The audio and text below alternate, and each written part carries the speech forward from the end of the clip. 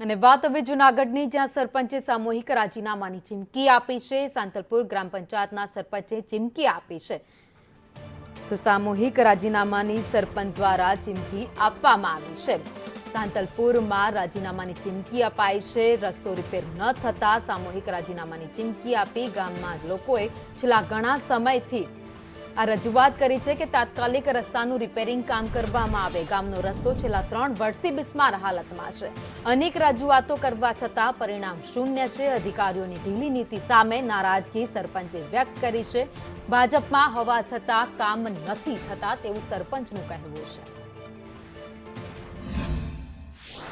3 વર્ષથી અમારા જે આરએનડી સ્ટેટનો રસ્તો છે સાંતલપુરથી વંથલી માણાવદર હાઈવે, એ લીજની ગાડીઓ હાલવાથી, ડમ્પરો હાલવાથી, હેવી ટ્રકોના પરિવહનથી સાવ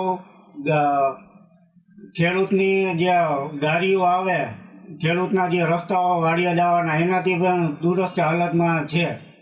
ને અમે તંત્રને ને ઘણા અધિકારીઓને, ઉપલા લેવલને બધાને રજૂઆત કરવા છતાં હજી આજ સુધી કોઈ નિરાકરણ આવ્યું નથી।